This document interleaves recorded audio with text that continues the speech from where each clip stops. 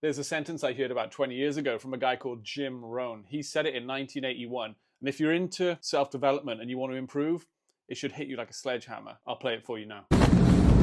Here's the big challenge of life. You can have more than you've got because you can become more than you are. That's the challenge.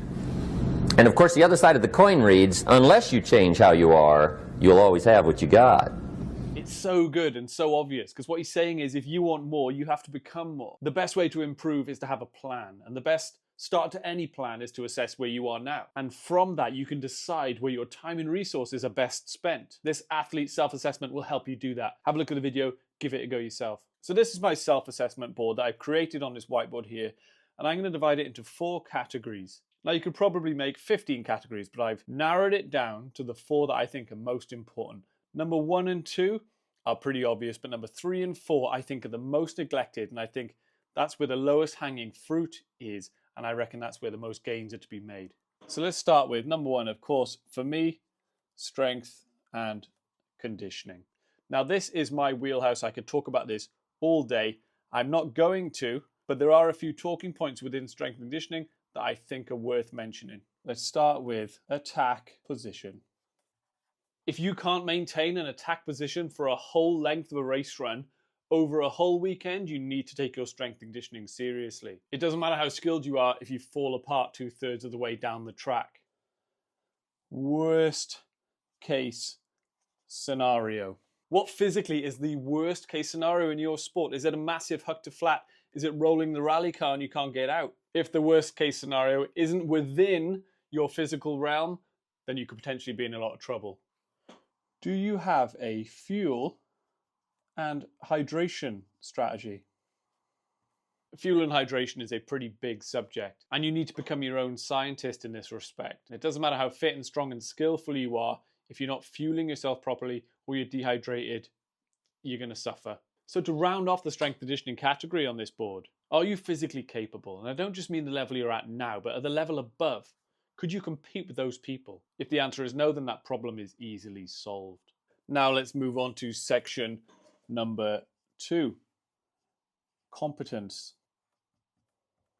Are you fast? Are you fast? Are you actually good at what you do? Are you showing speed? If not, how are you going to get faster? Let's take a look. In your pocket, you have a HD camera. Now you could use this HD camera to take photos of your mates and piss about, or you could use it for video coaching and have a self-assessment. Are you videoing yourself sessioning corners and looking at the footage deliberately? Video analysis is the best thing to happen to us in the last 10 years. And you should be using this camera in your pocket to your advantage. Video everything. Deliberate practice. Are you practicing deliberately, or are you just going out on the weekend with your mates? There's a very big difference, especially when it comes to progress, with deliberate practice. Are you actually thinking about how you're riding and actually going out for a session planning to improve a certain aspect of your competition, maybe corners or big drops? And the last one in competence is coaching.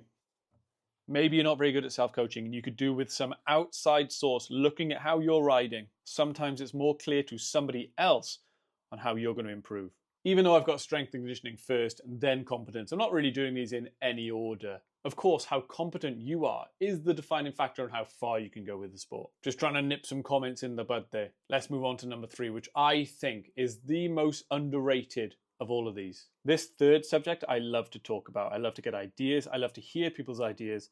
And I think it's one of the most relevant to all of this. Professionalism. That's a long word, isn't it? I think it's spelled right. Now, this is a very deep field. I absolutely love it. So let's start with appearance and conduct. Do you look and behave like a professional? Do you have your shirt tucked in? Are you on time? Or is your car a mess? Are you always late for things? Do you forget stuff? And if you are like that, in this day and age, it's not going to be good enough. Communication. Plenty of long words here, aren't there? Why not develop your communication skills? Why don't you stand up straight? Why don't you speak clearly? Why don't you develop an above average handshake? These things will matter. When somebody speaks clearly and behaves like a professional, it really goes a long way, I promise you. Next point, social media. Let's just call it Instagram.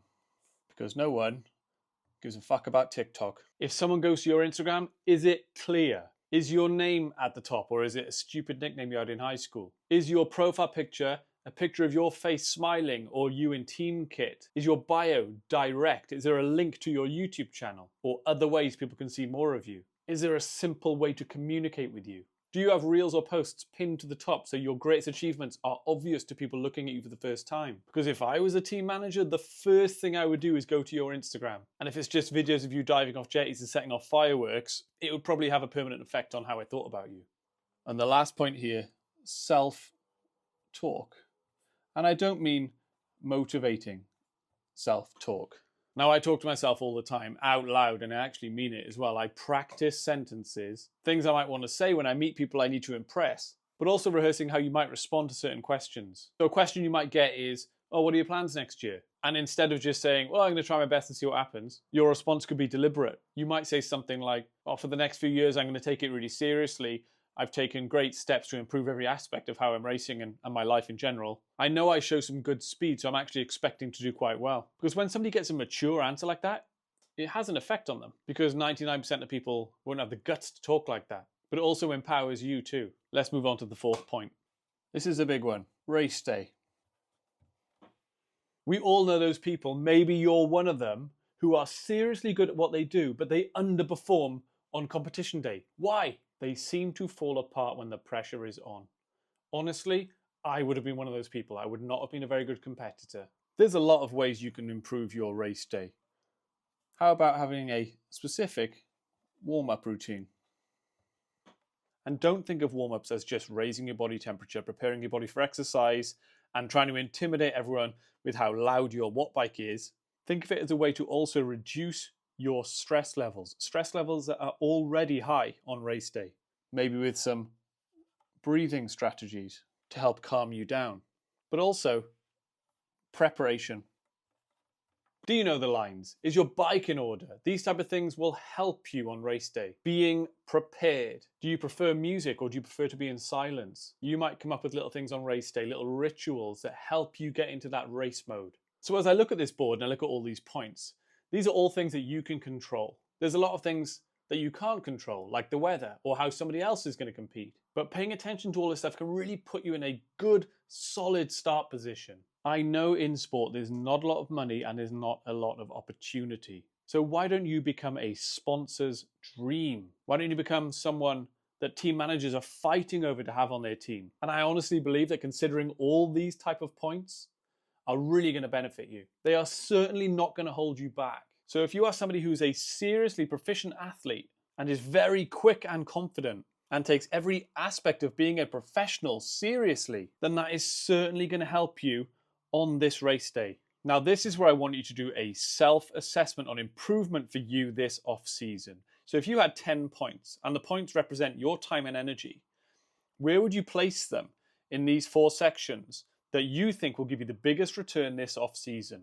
Let's do an example one. So if you're really strong and conditioned and you don't suffer with strength conditioning at all on competition day, maybe you'd only have 2 that you'd put in there. And you are fast enough to compete with people at your level and the level above. So you might want to put 2. I wouldn't leave any of these blank because there's always room for improvements there. But actually you find that you're not very professional, your shirt isn't always tucked in, you're always late, your communication is poor, your Instagram looks dreadful, and you don't speak very clearly.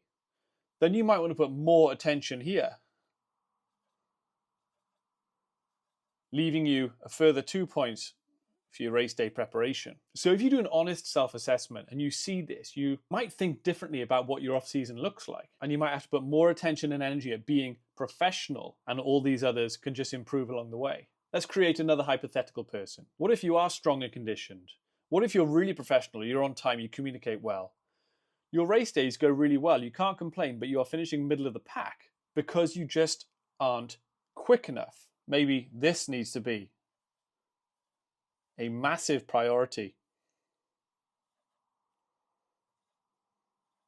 And your self-assessment might look something like that. All right, one more hypothetical person, just so you fully understand what this is about. What if you're very professional and you turn up on time and everything is going really well there, your Instagram is in line. Your race day, again, sometimes goes quite well if the track is short. and you are very confident very quick. But the race day only goes well if the track is short, because you are not very strong and you're not very conditioned. And if the track is over 3.5 minutes, then you tend to finish towards the back. Then maybe you really seriously need to think about your strength conditioning, and your graph might look something like this. Meaning most of the time this winter should be angled towards strength conditioning. You're trying to build your competence.